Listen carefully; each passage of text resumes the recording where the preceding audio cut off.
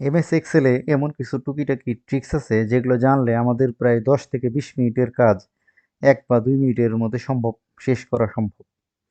এরকম একটা ছোট্ট একটা ট্রিক্স আজকে আমি আপনাদেরকে দেখাচ্ছি।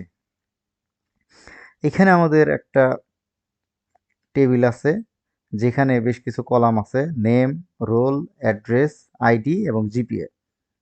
এখন আমি যদি চাই যে আইডিটা সবার প্রথমে থাকবে, প্রথম কলাম, তারপর রোল হবে, তারপরে নেম, জিপিএ এবং অ্যাড্রেস এভাবে পাশাপাশি সাজানো থাকবে, তাহলে এই কাজটা আমি কিভাবে করব? আমি একটা একটা করে টেনে আমি নিতে পারবো বা মুভ করে আমি নিতে পারবো। আমার বেশ সময় সাপেক্ষ কাজ। এইভাবে যদি অনেকগুলো কলাম থাকে তাহলে আমার অনেক সময় লাগবে। এখানে 1 2 3 4 5টা কলাম আছে।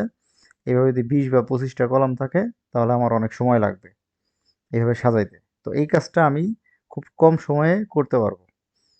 পদ্ধতিটা শিখে নিই। তো সবার প্রথমে আমি পজিশনগুলো বসাই নিব।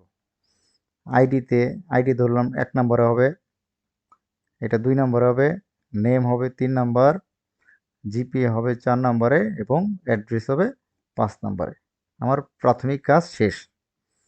এরপর আমাকে টেবিলটাকে সিলেক্ট করতে হবে। যতটুকু টেবিল থাকবে সম্পূর্ণটুকু আমাকে সিলেক্ট করতে হবে। তারপর আমাকে ডাটা মেনুতে যেতে হবে, অথবা ডাটা মেনু থেকে অথবা হোমে ডান পাশে একটা অপশন আছে শর্ট অ্যান্ড ফিল্টারিং।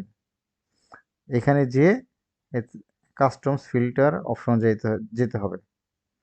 এখান থেকে অপশনে যেতে হবে।